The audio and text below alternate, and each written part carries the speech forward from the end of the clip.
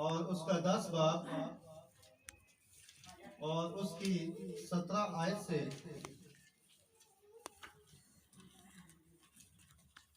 22 आयत तक हम अपनी हिदायत और रहनुमाई के लिए पढ़ेंगे और सुनेंगे। मुकद्दस मरकज़ की अंजील 10 बाब 17 से 22 आयत। हम कलाम अक़दस में से अपनी नसीहत के लिए पढ़ें।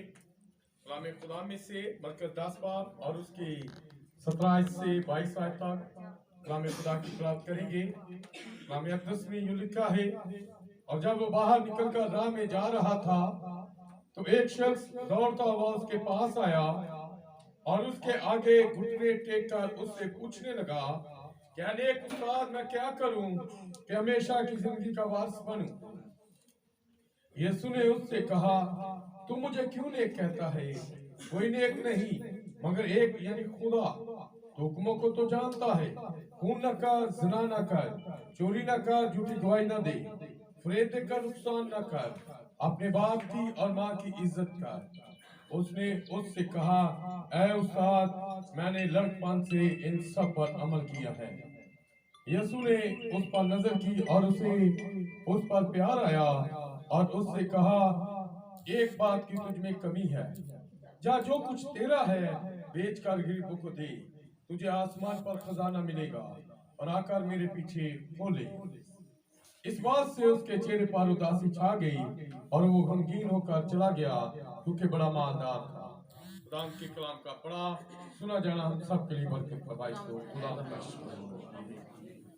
आए हम अपने सर को एक बार फिर खुदा की हजूरी में झुकाएं और मुसन्नफ से बात करें ताकि वो हमें अपना पाक रूह अता करे, ताकि उसका पाक रूह हमारी रहनुमाई करे और कलाम को समझाए। तो आए दुआ करते हैं। ऐ जी मशीर खुदा कादरदियत के बाप, सलामती के शहजादे, हम दोस्ताइश तारीफ के लायक खुदावन तेरी शुक्रगुजारी करते हैं आज इस वक्त इस घड़ी के लिए। पहले खुदावन जो तूने हमें बख्श दी है, पहले खुदावन तेरा शुक्रगुजार हूँ इस वक्त के लिए जो तूने पहले खुदावन फिराए आलम से पेशतर मुकर्रर किया। और पहले खुदावन तूने आज जो मुकर्रर किया हुआ वक्त था उसको पहले खुदावन आज हमारी जिंदगी में उसको पूरा किया। पहले खुदावन तेरी शुक्रगुजारी हो। पहले खुदावन तुझसे मिन्नत करता हूँ कि पहले खुदावन जैसे तूने मुझे यहाँ खड़ा किया है, तो पहले खुदावन तूने कहा कि बोलने वाले तुम नहीं बल्कि खुदा का रूह होगा। पहले खुदावन इसी बात पर ईमान रखते हुए पहले खुदावन तुझसे इल्तिजा करता हूँ कि पहले खुदावन तू मुझे अपने पाक रूह की हिदायत और रहनुमाई अता फरमा, रूह की मामूली अता फरमा, ताकि पहले खुदावन मैं नहीं बल्कि तेरा पाक रूह पहले खुदावन बोले। और पहले खुदावन आज दिन जमात के लिए भी तेरे पाक रूह को मांग लेता हूँ, क्योंकि पहले खुदावन बोलने वाला तेरा पाक रूह होगा और पहले खुदावन सुनने वाला भी तेरा पाक रूह होगा और पहले खुदावन समझाने वाला भी तेरा पाक रूह होगा। पहले खुदावन तो आज अपने कलाम से पहले खुदावन उन भेदों को पहले खुदावन खोलना जो पहले खुदावन तो अपने पाक रूह के वसीला खोलता है। बेशक पहले खुदावन इस आखिरी ज़माना में पहले खुदावन तो तमाम भेदों को खोलता जा रहा है। पहले खुदावन तुझसे मिन्नत करता हूँ कि तू हम सब के साथ हो और पहले खुदावन अपने कलाम को समझने की तौफीक अता फरमा। हमारे दिलों की ज़मीनें पहले खुदावन ज़रखेज़ बना, ताकि जो आज कलाम का बीज हम रसीद करने वाले हैं तो वो हमारे दिलों की ज़मीनों में पड़े और पहले खुदावन पड़ा न रहे, बल्कि पहले खुदावन उस ज़रखेज़ी की वजह से जो तू अता करेगा पहले खुदावन ये फूट निकले और फले बढ़े और पहले खुदावन 100 का 100 गुना फल आने वाला हो। खुदावन तुझसे मिन्नत करते हैं तो हमारी इस इल्तिजा को सुन और कबूल कर, मसीह हमारे खुदावन के वसीला से आमीन। तशरीफ रखिए।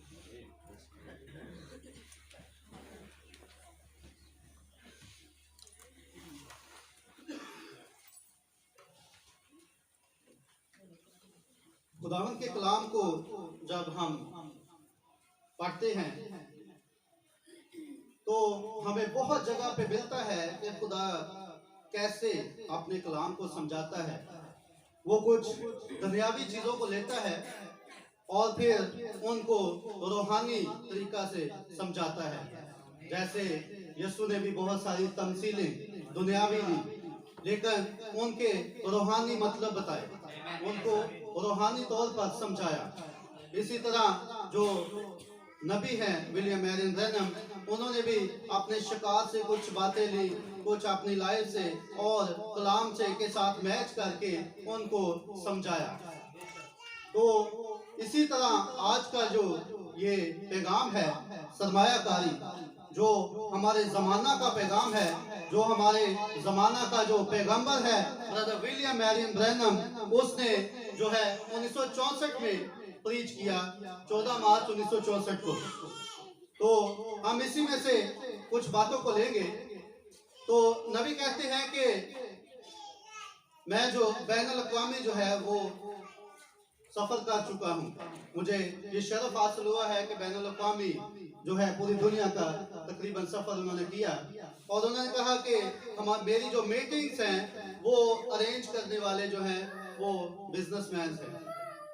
तो जब वो बिजनेसमैन के दरमियान होते हैं तो फिर वो उनके बिजनेस को ही लेकर, बिजनेस का जो उनके ख्यालात हैं उनको लेकर जो कि दुनियावी हैं, तो रूहानी तौर पर उसको इस मैसेज में वो समझाते हैं। तो इस का अनुमान जो है वो सरमायाकारी है। सरमायाकारी और इंग्लिश में इसको द इन्वेस्टमेंट कहते हैं। तो यहाँ पर जब नबी प्रीच कर रहे थे तो उनके सामने बिजनेसमैन बैठे हुए थे। तो उन्होंने जब बात को शुरू किया तो उन्होंने कहा कि एक दफा ऐसा हुआ कि जब मैं कलाम की मुनादी करने के बाद मुझे एक बंदा मिला, उसने कहा कि आप तो मुनाद हैं लेकिन आपका बिजनेसमैन से क्या ताल्लुक? आप जो है वो मुनाद हैं, वो एक अलग चीज है, एक बिजनेसमैन जो है वो अलग चीज है, आप इनमें ही नजर आते हैं। तो नबी कहते हैं कि मैं भी एक बिजनेसमैन हूँ। तो जब नबी कहते हैं कि मैं भी बिजनेसमैन हूँ, वो हैरान होता है, कहता है वाकई आप हैं? तो नबी कहते हैं कि हाँ मैं भी एक बिजनेसमैन हूँ। फिर वो पूछता है कि किस किस्म का आप बिजनेस करते हैं, और वो एक नाम बताते हैं, इटर्नल लाइफ एश्योरेंस, और इंश्योरेंस नहीं एश्योरेंस। तो इटर्नल लाइफ जो कि इसको अगर उर्दू में करें तो हमेशा की जिंदगी है, और एश्योरेंस होता है यकीन दहानी। तो वो तो नबी तो कहते हैं कि मैं इटर्नल लाइफ एश्योरेंस का बिजनेस करता हूँ, लेकिन वो जल्दी में बोलते हैं, वो अगला बंदा यही समझता है कि वो शायद इंश्योरेंस की बात कर रहे हैं।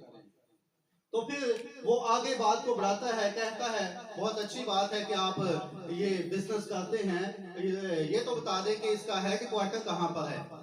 जब हेड क्वार्टर की बात आती है तो नबी कहते हैं इसका हेड क्वार्टर जो है वो आसमान पर है। और इसी बात को लेकर एक दूसरा भी वाकया है, जबकि वो अपने घर पर होते हैं, अपनी बीवी के साथ होते हैं, तो तब उनका एक दोस्त जो है वो उनके घर में आता है, तो तब भी यही वाकया जो है पेश आता है। वो भी किसी इंश्योरेंस कंपनी का जो है वो नुमाइंदा होता है और आके कहता है कि आप जो है ये इंश्योरेंस मुझसे ले लें, लेकिन नबी कहते हैं कि मेरे पास तो पहले से ही है। तब भी वो पूछता है कि कौन सी कंपनी की है, तो फिर भी दोबारा वो नबी जो है उसी नाम को लेते हैं, इटर्नल लाइफ एश्योरेंस। और फिर वो उसको समझाते हैं कि ये इटर्नल लाइफ इंश्योरेंस है क्या। लेकिन वो एक बात कहता है, जब उसे पता चलता है कि ये इस बारे में बात कर रहे हैं नबी, तो वो कहता है कि बिल्ली ये बहुत अच्छी है, लेकिन ये क्या है, मैं इसको सराहता हूँ, मगर ये तुम्हें यहाँ कब्रिस्तान में नहीं दफना पाएगी। तो ऐसा होता है कि इंश्योरेंस कंपनी वाले वहां पर जो है जब इंश्योरेंस करवाई होती है तो जब कोई मर जाता है तो इस बात से ये पता चल रहा है कि शायद उनके कफनाने दफनाने का बंदोबस्त भी वो इंश्योरेंस कंपनी करती है। लेकिन यहाँ पे एक बड़ी जबरदस्त बात है जो नबी फरमाते हैं। वो कहते हैं कि मैंने कहा मगर ये मुझे जरूर निकाल लेगी, मुझे परवाह नहीं, मुझे दफन होने की परवाह नहीं, लेकिन ये इस बात की जमानत है ये कब्र में मुझे दफन तो नहीं करवा पाएगी लेकिन ये कब्रिस्तान में से मुझे निकाल लेगी। और ये जो पॉलिसी है ये जो कोई भी ले लेता है वो कब्रों में पड़ा नहीं रहता। वो जो कि वादा किया है गया है कि जो कब्रों में होंगे वो जी उठेंगे। तो अगर वो इस एश्योरेंस को, इस हमेशा की जिंदगी की जो एश्योरेंस है इसको ले लेते हैं तो वो कभी भी कब्रों में पड़े नहीं रहेंगे। ये इस बात की यकीन दहानी है कि वो कभी वहां पे पड़े नहीं रहेंगे। लेकिन जो नहीं लेंगे वो जरूर वहां उस अदालत का इंतजार करेंगे जो कि सजा के लिए होगी। तो इसी बात को जो है वो आगे लेकर नबी चलते हैं। वो कहते हैं कि जब किसी ने कोई सरमायाकारी कर दी हो, जब किसी ने कोई इन्वेस्टमेंट करना हो तो ये नहीं होता कि कंपनी का बैकग्राउंड कोई भी ना हो तो उसमें अपना पैसा लगा दे, कोई पसे मंजर ना हो किसी कंपनी का और उसमें पैसा लगा दो। उसमें ज्यादा से ज्यादा चांस होते हैं कि आपका पैसा जो है वो डूब जाए, क्योंकि जब आपके पास कोई पुराना एक्सपीरियंस नहीं होगा, कोई ऐसे बंदे आपको नहीं मिलेंगे जिन्होंने उस कंपनी में इन्वेस्ट किया हो, अपनी सरमायाकारी की हो, उनको मुनाफा मिला हो, तो जब आप इस सारी चीज की जो है उस कंपनी का जो है छानबीन करेंगे, उसको इन्वेस्टिगेट करेंगे कि आया वाकई इस कंपनी में जो है वो पैसा लगाना मेरे लिए बेहतरी की बात होगी, क्या वाकई मैं इससे कुछ प्रॉफिट ले सकूंगा। इसमें नबी अपने वो एक दोस्त की भी बात करते हैं कि उसने उसका एक दोस्त था जिसने अपनी सारी जमा पूंजी जो है वो एक ऐसी कंपनी में लगा दी जो कि फ्रॉड था और उसको बहुत ज्यादा इसका खमियाजा भुगतना पड़ा। तो इस तरह हमें पहले जो है वो इसकी छानबीन करनी चाहिए कि आया ये कंपनी दुरुस्त है या नहीं। तो हो सकता है कि कुछ लोग हम में बैठे हों जो ये सोच रहे हो कि नबी ने तो बिजनेसमैन वालों के साथ ये आइडिया शेयर किया था तो हम तो बिजनेसमैन नहीं है, हम तो जो है वो इस कैटेगरी में नहीं आते, तो हमारे लिए ये कलाम नहीं है। लेकिन इन्वेस्टमेंट का मतलब सिर्फ और सिर्फ पैसा इन्वेस्ट करना नहीं है। इन्वेस्टमेंट का मतलब आप अपनी जिंदगी की हर एक चीज जो है वो इन्वेस्ट करते हैं, आप जो अपना वक्त जो है वो इन्वेस्ट करते हैं और वही वक्त जो आप दूसरे कामों में इन्वेस्ट करते हैं अगर वो खुदा के कामों में इन्वेस्ट करें तो जरूर है कि आपको उसका मुनाफा मिलेगा। और जैसा कि मैंने कहा कि जब आप किसी जगह पे इन्वेस्ट करना चाहते हैं तो फिर आप उस कंपनी को इन्वेस्टिगेट करते हैं कि वाकई मुझे करना चाहिए कि नहीं, और अगर आप ऐसा नहीं करते तो फिर चांस होते हैं कि आप जो है वो नुकसान उठाएं। तो जब इस हमेशा की जिंदगी की जो एश्योरेंस है इसको इन्वेस्टिगेट करते हैं तो ये हम कलाम से इन्वेस्टिगेट करेंगे।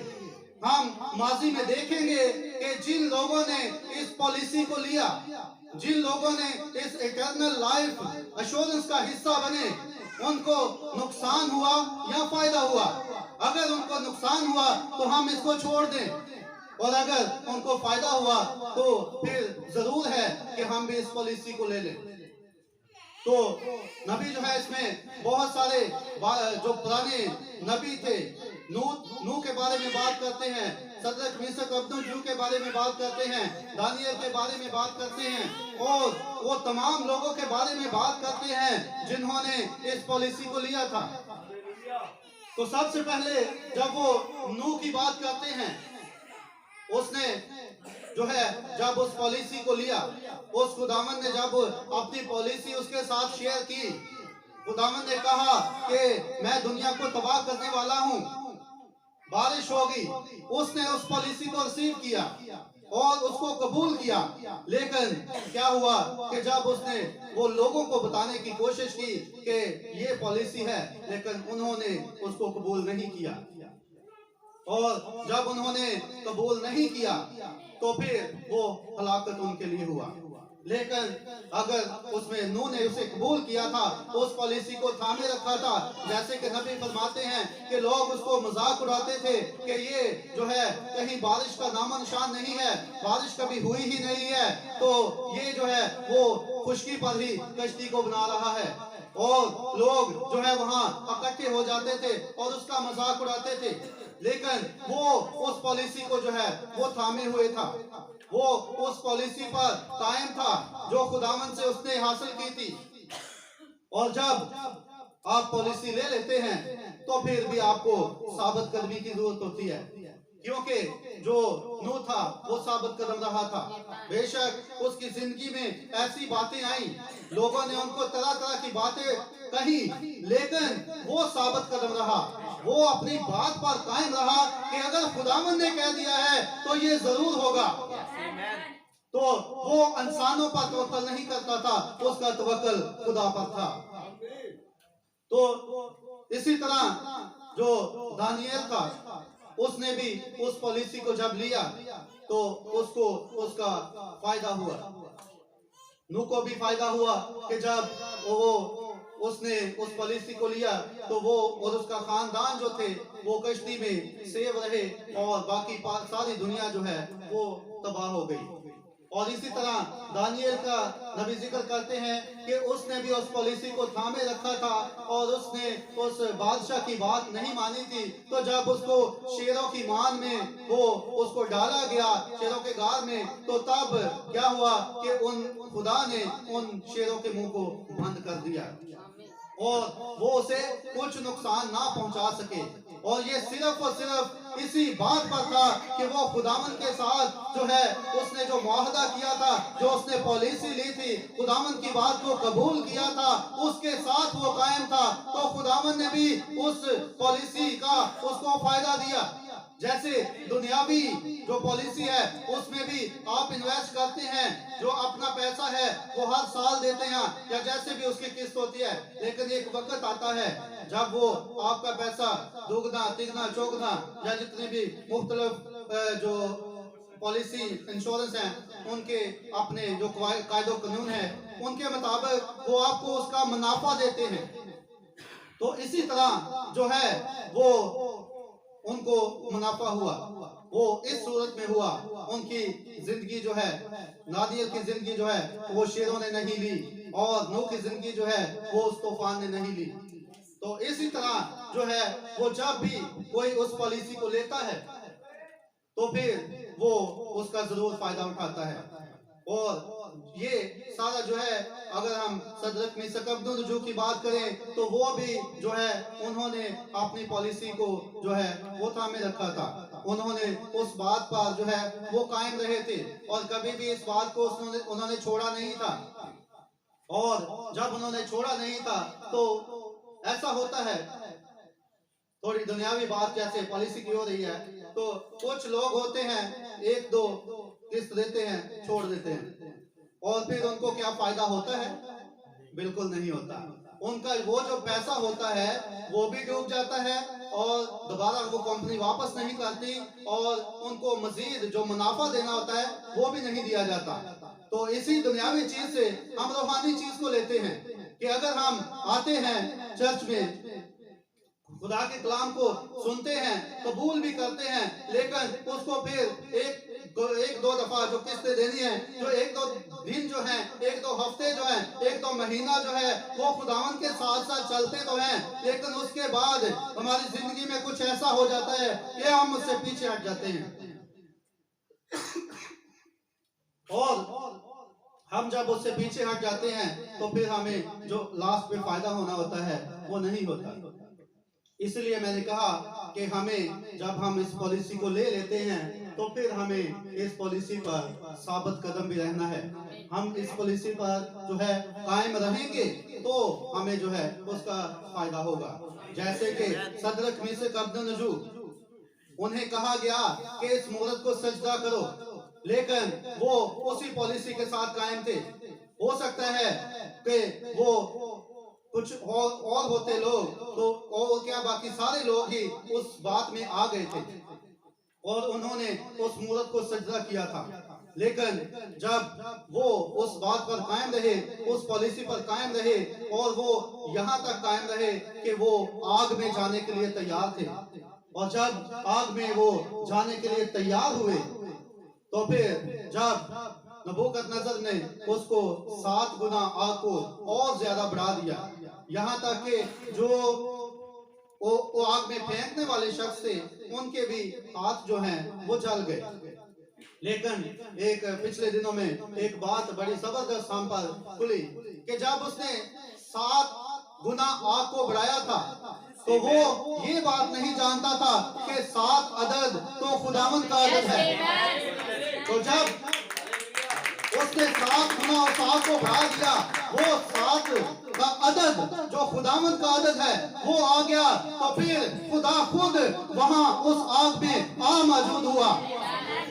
और आप इस बात को लें कि जो इंश्योरेंस दुनिया की है वो क्या करते हैं, कभी कोई चेयरमैन आया पैसा देने, मुनाफा देने, कभी कोई चेयरमैन नहीं आपके पास आता किसी भी इंश्योरेंस कंपनी का कि आपकी जो पॉलिसी है वो मैच्योर हुई है, तो चेयरमैन लेके आ रहा है वो पैसा, वो मुनाफा जो है वो चेयरमैन लेके आ रहा है। लेकिन यहाँ पर देखें, जो चेयरमैन खुदावंद यीशु मसीह है वो खुद उस आग में उनको वो मुनाफा देने के लिए आ गया। तो कितनी उम्दा बात है, कितनी ये शानदार बात है कि खुदा खुद जो है वो आग में उनके पास आ गया, ताकि वो जिस पॉलिसी को वो थामे हुए थे, जिस बात पर वो कायम थे, वो उनको वहां पर आकर वो मुनाफा देता और उसको उन्होंने हासिल किया। जब बादशाह ने देखा कि ये हमने तो 3 को फेंका था, ये तो 4 हैं, तो वो खुदावंद जो है वो खुद उस पॉलिसी का मुनाफा देने उस आग में आ गया। तो आज अगर हम देखते हैं कि आज एक इन्वेस्टमेंट का दौर है, हर एक की कोशिश है कि मैं कहीं ना कहीं अपना पैसा जो है वो लगाऊं ताकि मुझे उससे जो है वो मुनाफा हासिल हो और मैं अपनी जिंदगी को और ज्यादा जो है वो बेहतरी की तरफ ले जाऊं। तो ये जो बातें हैं जो इस जमाना में पूरी हो रही हैं, क्या ये खुदा का कलाम ही पूरा नहीं हो रहा? अगर हम लूका 17 बाब उसकी 26 आयत को देखें तो वहां पे लिखा हुआ है, अगर कोई भाई निकाल दे, लूका 17 बाब उसकी 26 और 27 आयत। तो ये जो जमाना है जिसमें हम रह रहे हैं, जिसमें इतना इन्वेस्टमेंट किया जा रहा है, इतनी खरीदो फरोख्त की जा रही है, इतना कुछ जो है वो बिजनेस जो है उसको बढ़ाने की कोशिश की जा रही है, ये बिल्कुल वही कलाम पूरा हो रहा है जो लूका 17 बाब की 27 आयत में लिखा है। हम 26 और 27 आयत दोनों पढ़ेंगे। और जैसा नूह के दिनों में हुआ था उसी तरह इब्ने आदम के दिनों में भी होगा कि लोग खाते पीते थे और उनमें ब्याह शादी होती थी, उस दिन तक जब नूह कश्ती में दाखिल हुआ और तूफान ने आकर सबको हलाक किया। आमीन।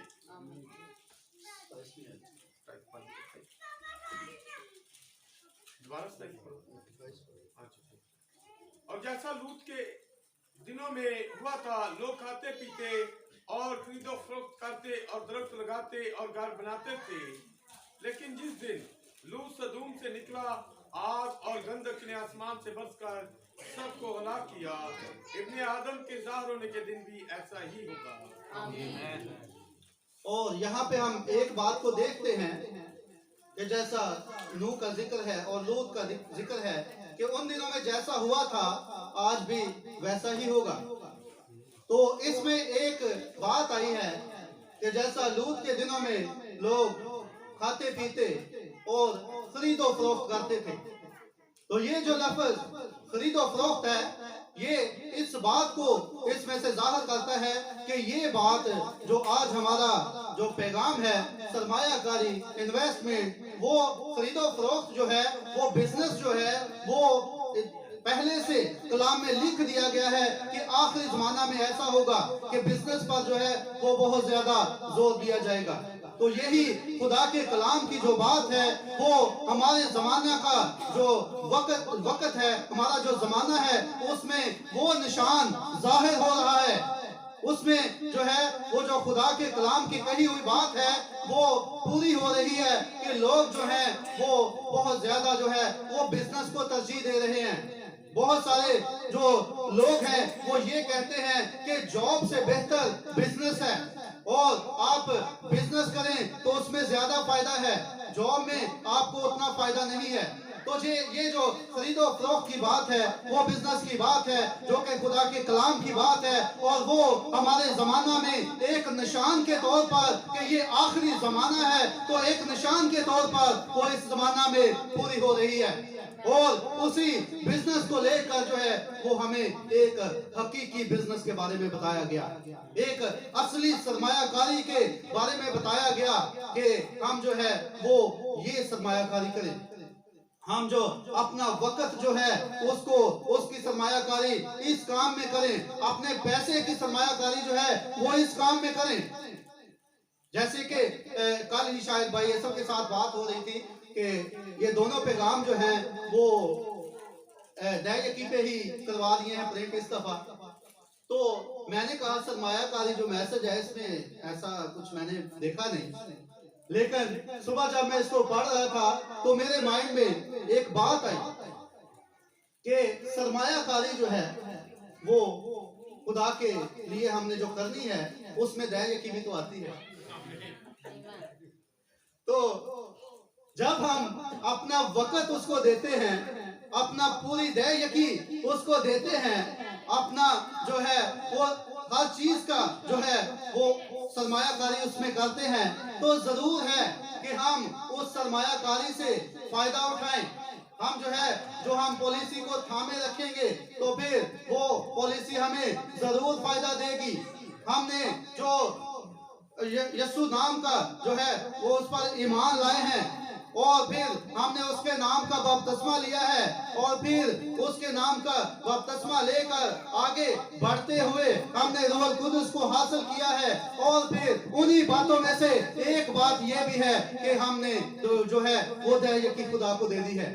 और जब हम इन सारी बातों को पूरा करेंगे, देखिए जो कंपनी होती है वो उस अपनी शराइत रखती है कि ये जो शराइत है इनको आप पूरा करेंगे तो आपको पूरा फायदा मिलेगा, अगर आप इनको पूरा नहीं करेंगे तो आपको पूरा फायदा आखिर पे नहीं मिलेगा। और कुछ एक्स्ट्रा बेनिफिट्स उन्होंने रखे होते हैं कि आप साथ ये करेंगे तो आज भी आपको और ज्यादा मिलेगा। तो इसी तरह ये भी कुछ शराइत है जो हमने पूरी करनी है। जब हम सभी शराइत को पूरा करते हैं, सभी खुदा के कलाम के बातों को पूरा करते हैं, सभी बातों पर अमल करते हैं, ये नहीं कहते कि ये बात को तो मैं पूरा कर लूं और दूसरी को छोड़ दूं, तो फिर हो सकता है कि हम अपने कुछ प्रॉफिट में से कम कर लें, हमें वो पूरा फायदा ना मिले या हम नुकसान में चले जाएं। तो जरूर है कि जो उसका जो हम अपना टाइम और अपना साथ पैसा भी जो है वो इस काम में लगाएं। क्या आपको वो इब्तदाई कलीसिया याद है जब रसूल जो है वो उन्होंने शुरू की थी मुनादी करना, और तब लोग क्या करते थे, अपना सब कुछ बेचकर जो है वो रसूलों के पास लेकर आते थे। जो हननिया और सफीरा की हम बात सुनते हैं कि जब वो पतरस के पास आए तो उन्होंने कहा कि हमारा जो खेत है वो इतने में बिका है, लेकिन वो कुछ पैसा खुद रख रहे थे। तो इसका मतलब है कि वहां पर जो है वो अपना वक्त ही नहीं, अपनी जिंदगी ही नहीं, बल्कि उनके पास जो सरमायाकारी थी, उनके पास जो पैसा था, उसको भी वो खुदा के लिए सर्फ कर रहे थे। और जब हम ये तो बड़े शौक से कहते हैं कि हमारा जो पहला जमाना है वही आखिरी जमाने में भी वही होगा, तो क्या इस मामले में ऐसा हो रहा है? नबी इस मैसेज में कहते हैं कि मिशनरी जो है वो भूखे नजर आते हैं, उनके पास पैसा नहीं है। तो ये पैसा कहां से आता है? ये जैसे पहले कलीसियाई जमाने में था कि लोग अपने पैसे को रसूलों के पास लेकर आते थे और वो जो है वो कलीसिया की तरक्की के लिए इस्तेमाल होता था। आज भी अगर वो जमाने में होता था तो इस जमाना में भी हो सकता है।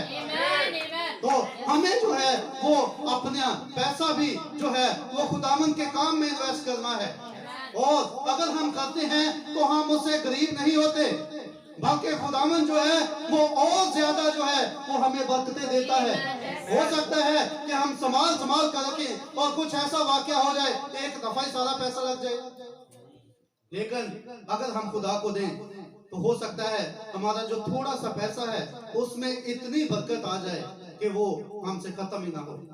तो ये बात पहले मेरे प्लान में नहीं थी, लेकिन अभी जो मेरे जहन में आई है खुदावन की तरफ से, तो जरूर था कि मैं आपके साथ शेयर करता।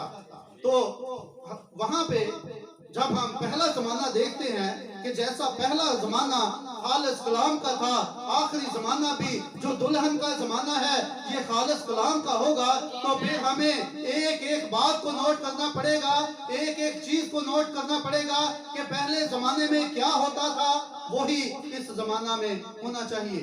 अगर नहीं होता तो फिर हम कैसे कह सकते हैं कि ये वही खालिस कलाम वाला जमाना है।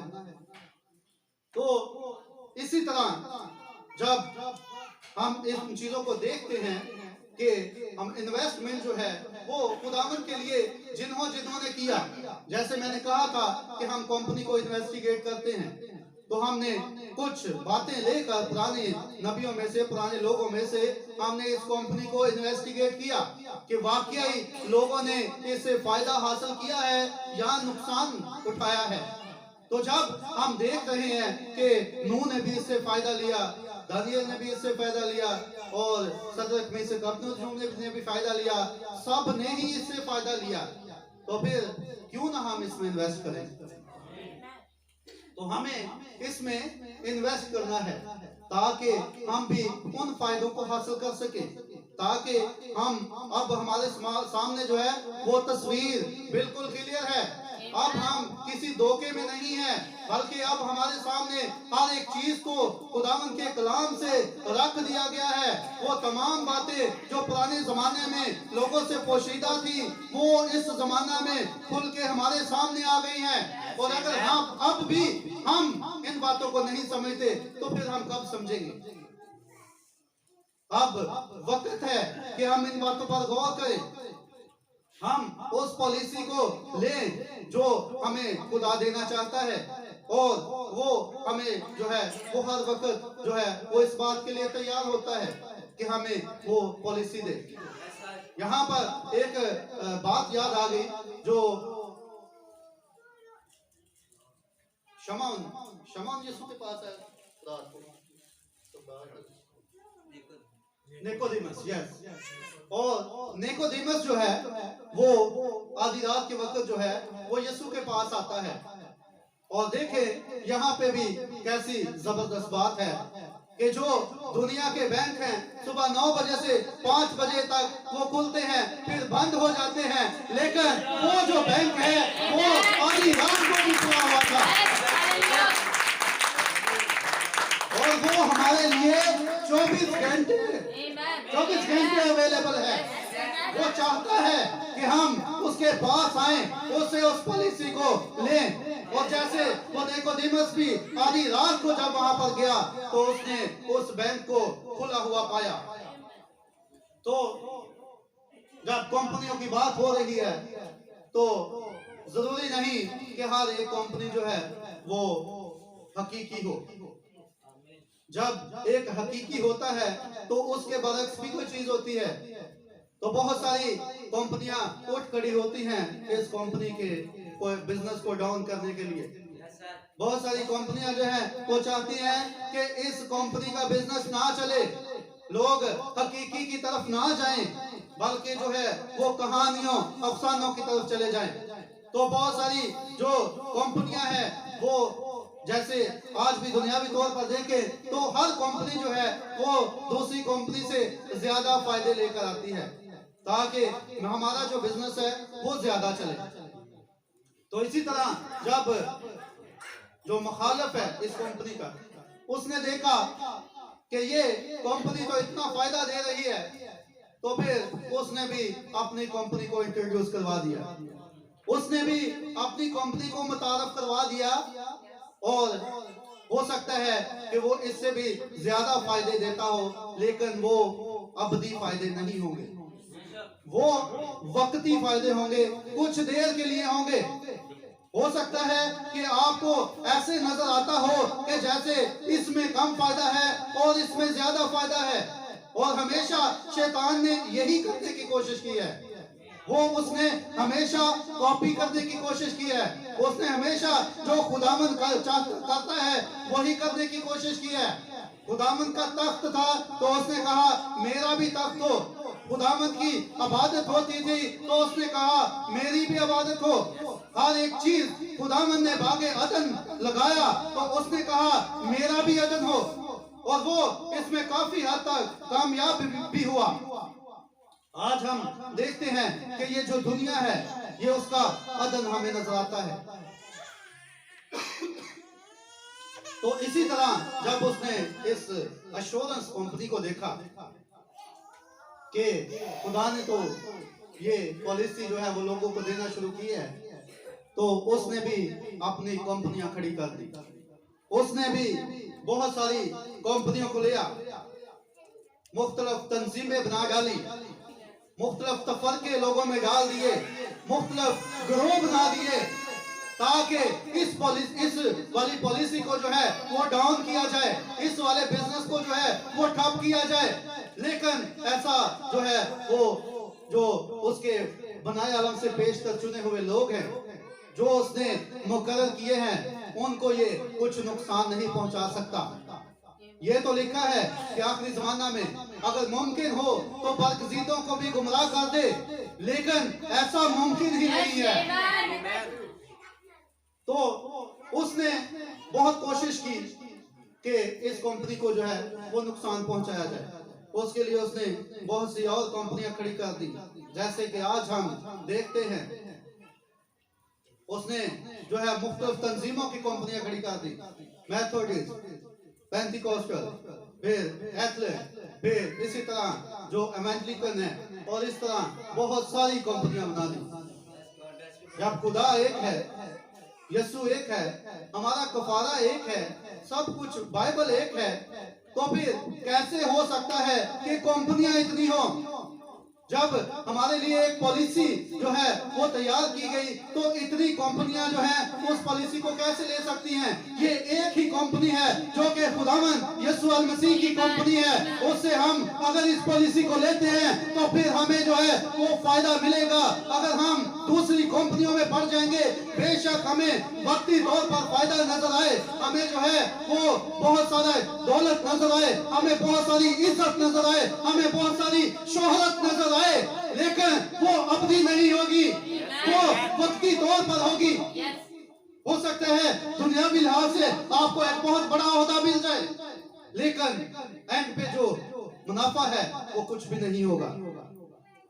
जैसे कि जब हम इस जो तिलावत हमने की है उसकी तरफ जाते हैं, जो मरकज की अंजील 10 बाब में से, तो यहाँ पर एक जो है वो दौलतमंद शख्स खुदावंद यीशु मसीह के पास आता है।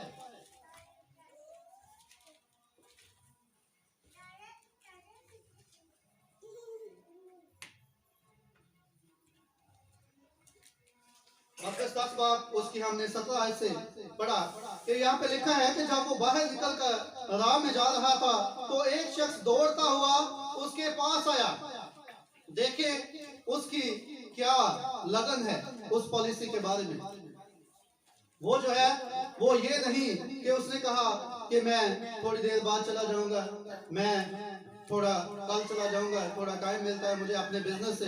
अगर वो मालदार है तो जरूर है कि वो बिजनेसमैन है, बहुत सारा उसके पास पैसा है। और नबी कहते हैं कि वो बिजनेसमैन नहीं था, उसका बाप बिजनेसमैन था। उसके जो देखते हैं हम उसके हालात को तो हमें लगता है कि वो पैदा ही बिजनेसमैन हुआ था, जो उसके पास इतनी दौलत थी कि वो परेशान हो गया कि मुझे सारी दौलत देनी पड़ेगी। तो यहाँ पर हम देखते हैं कि वो शख्स जो है वो दौड़ता हुआ उसके पास आता है। उसको इस बात की बहुत जल्दी होती है कि मैं जितनी जल्दी ये पॉलिसी ले लूं उतना ही अच्छा है। वो जो है वो चलता हुआ भी नहीं बल्कि दौड़ता हुआ उसके पास आ रहा है। और दौड़ता हुआ जब उसके पास आता है तो आगे लिखा है कि उसके आगे घुटने टेक कर उससे पूछने लगा। आप देखें उसके आगे वो घुटने टेक रहा है। अगर हम आगे देखते हैं कि वो सारे हुक्मों को मान रहा है, वो सारी शरीयत को जानता है, हर एक चीज से वो वाकिफ है, वो कोई आम शख्स नहीं है, उसको हर एक चीज का पता है। और वो सब कुछ जानते हुए कि किसके आगे घुटने टेकने हैं, वो बिल्कुल दुरुस्त आया, वो दौड़ता हुआ आया, जल्दी में आया कि मैं जल्दी इसको हासिल कर लूं। उसने उसके आगे घुटने टेक लिए। उसे पता था कि किसके आगे घुटने टेकने हैं और किसके आगे नहीं टेकने। और फिर आगे लिखा है कि वो पूछने लगा कि ऐ नेक उस्ताद, मैं क्या करूं कि हमेशा की जिंदगी का वारिस बनूं। अब ये जो बात है कि उसने कहा मैं क्या करूं कि हमेशा की जिंदगी का वारिस बनूं, ये और उसकी तस्दीक कर रहा है, और इस बात की तस्दीक कर रहा है कि उसे पता है कि हमेशा की जिंदगी किसके पास है। वो इसीलिए वो पहली जो बात है उसके आगे घुटने टेक रहा है, इसीलिए वो दौड़कर उसके पास आ रहा है। और आके वो जो सवाल करता है वो पूछता है। नबी कहते हैं कि उसका सवाल बहुत ही जबरदस्त है।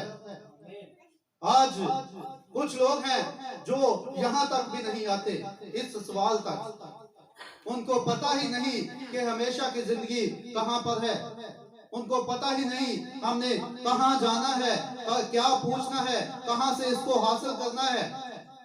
लेकिन इसको बताने के लिए हमारे जमाना में विलियम मैरियन ब्रैनम आ गया कि हमें कहां पर जाना है, हमें किसके पास जाना है, हकीकी वो कंपनी कौन सी है जहां से हमने इस पॉलिसी को लेना है। तो आज जो इस तलावत के अंदर जो एक मालदार शख्स है जो दौड़ता हुआ आता है, उसके आगे घुटने टेकता है और उससे एक सवाल पूछता है कि मैं क्या करूं कि हमेशा की जिंदगी पाऊं। और यीशु से कहता है कि तू मुझे क्यों नेक कहता है, क्योंकि कोई नेक नहीं मगर एक यानी खुदा।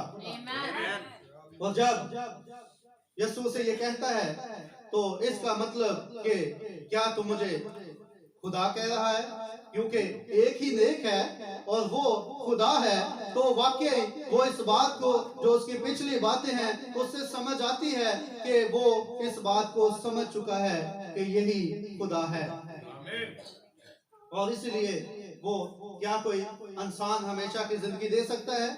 नहीं दे सकता। इसलिए वो सही वक्त पर सही जगह और सही तरीका कार से और सही सवालों के साथ जो है वो यीशु के पास आया है। और जैसा कि वो मैंने कहा कि आम शख्स नहीं है, तो आगे जब हम पढ़ते हैं तो उससे हमें पता चलता है कि वाकई वो कोई आम शख्स नहीं है, वो हर एक चीज से वाकिफ है।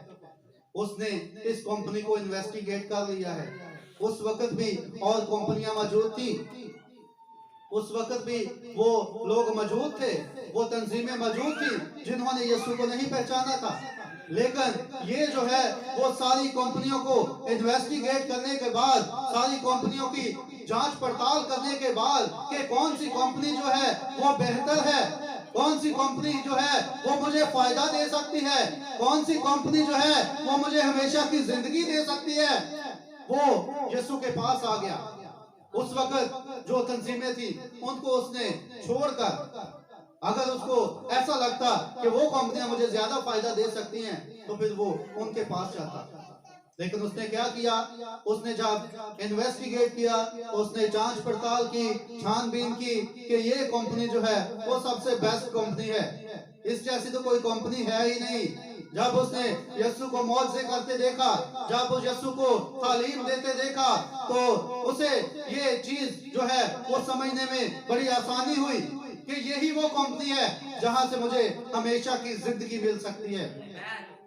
तो फिर वो आकर उस हमेशा की जिंदगी को लेने के लिए आ जाता है। और जब वो आता है और यीशु उसे कहता है कि तू हुक्मों को तो जानता है, खून न कर, ज़िना न कर, चोरी न कर, झूठी गवाही ना दे, फरेब देकर नुकसान न कर, अपने बाप की और माँ की इज्जत कर। और जब वो तमाम हुक्म जो पुराने अहदनामा के थे, जहां पे खुदावन ने अहकाम को दिया, तो जब यीशु उनका जिक्र करता है तो वो कहता है कि ऐ उस्ताद, मैंने लड़कपन से इन सब बातों पर अमल किया है। अब ये बात, पहली बात कि वो मालदार है, बहुत ज्यादा दौलत है उसके पास, और दूसरी बात कि वो दौलत भी है लेकिन वो शरीयत पर भी पूरा अमल करता है। वो कहता है कि मैं अपने लड़कपन से ही इन सब बातों पर अमल करता हूँ। और ऐसा नहीं था कि वो झूठ बोल रहा था, ऐसा नहीं था कि वो यीशु के सामने कह रहा था कि मैं इन सब बातों पर अमल करता हूँ, क्योंकि यीशु जो है वो दिलों और गुर्दों का जांचने वाला है, वो हर एक चीज से वाकिफ है। और जब यीशु उस पर नजर करता है, यीशु उसकी तरफ देखता है, तो उसे उस पर प्यार आता है। और प्यार क्यों आता है? क्योंकि वाकई जो वो मुंह से इकरार कर रहा था, बिल्कुल उसकी जिंदगी जो है वो वैसे ही थी। वो उन सब बातों पर अमल कर रहा था, सब बातों को अपनी जिंदगी में पूरा कर रहा था, और वो बिल्कुल कलाम जो उस वक्त उनके पास मौजूद था, जो पुराना अहदनामा था, उसके वो मुताबिक अपनी जिंदगी को गुजार रहा था। लेकिन जब ये मुजस्सम कलाम जो है वो दुनिया में आया, तो वो उसने उसको पहचान लिया और उसके पास आ गया। आज इस जमाना में भी हम जब देखते हैं कि लोग जो हैं वो पुराने वक्तों के कलाम के साथ खड़े हैं, पुराने जमाने के जो कलाम है वो उनको मद्देनजर रखते हैं, या वो आने वाली बातों को मद्देनजर रखते हैं कि आगे ये होगा। लेकिन जो मौजूदा जमाना है, जो मौजूदा वक्त है, उसको वो समझ ही नहीं रहे। अगर हम आज इसकी बात करें तो अगर ये पुरानी चीजों को ही देखता तो वो तो कामिल था कि मैं तो पुरानी सारी चीजों को पूरा कर रहा हूँ, जितने हुक्म दिए गए हैं, जैसे जिंदगी गुजारने के लिए कहा गया है, मैं तो वो सब कर रहा हूँ। तो फिर उसे कैसे एहसास हुआ कि मुझे जो अपने जमाने में कलाम मुजस्सम होकर आ गया है उसके पास जाना चाहिए? उसे ये कैसे जो है उसके दिल में बात आई?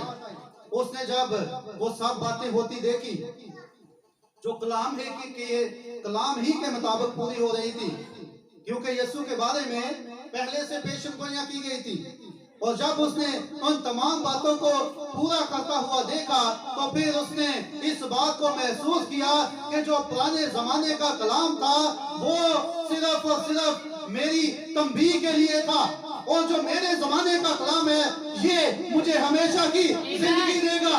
ये जो है इसके वसीला से मैं बच पाऊंगा, इसके वसीला से मैं उसको हासिल कर पाऊंगा। तो इसी वजह से वो वहां आ गया। अगर वो यही देखता रहता कि मैं सारे हुक्मों को मान रहा हूं, तो फिर वो उस हमेशा की जिंदगी तक कैसे आता? आज भी अगर हम पिछली बातों में खोए रहेंगे, पिछले जमानों में खोए रहेंगे और अपने जमाने को नहीं पहचानेंगे, अपने जमाने के कलाम को नहीं पहचानेंगे, तो फिर कैसे जो है हम उस हमेशा की जिंदगी को पा सकते हैं? फिर जो है वो हम नहीं पा सकते। हम जो है वो इस जमाने का जो वादा है कि यीशु ने आना है और हमें अपने साथ ले जाना है, हम उसको हासिल नहीं कर सकते अगर हम अपने ही जमाने के कलाम को पूरा नहीं करेंगे। तो आगे बढ़ते हैं कि यीशु को उस पर प्यार आया और उसने कहा, उससे कहा, एक बात की तुझ में कमी है।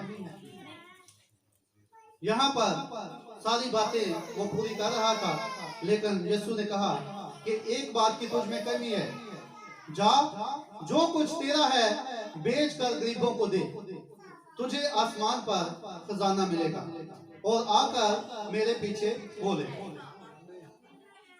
और ये खुदावन ने एक वहां पे उसके लिए शर्त रखी।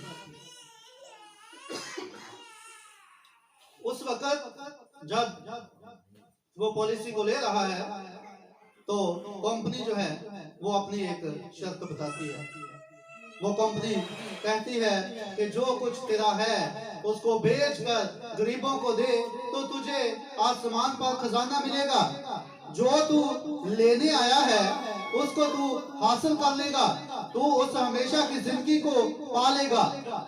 लेकिन क्या होता है कि उस बात से उसके चेहरे पर उदासी छा गई और वो गमगीन होकर चला गया क्योंकि बड़ा मालदार था।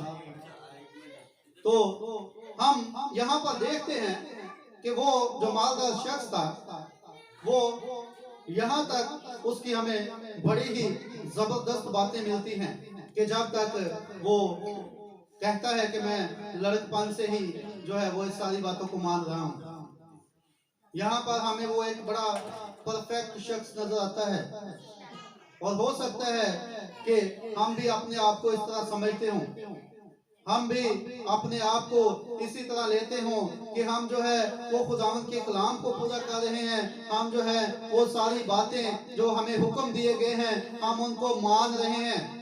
लेकिन जब हम बारी आती है कुर्बानी की, जब बारी आती है कुछ देने की, जब बारी आती है खुदावंद की वो शराइत को पूरा करने की जो वो हमसे चाहता है, तो फिर शायद हम इस मालदार शख्स की तरह पीछे मुड़ जाते हैं।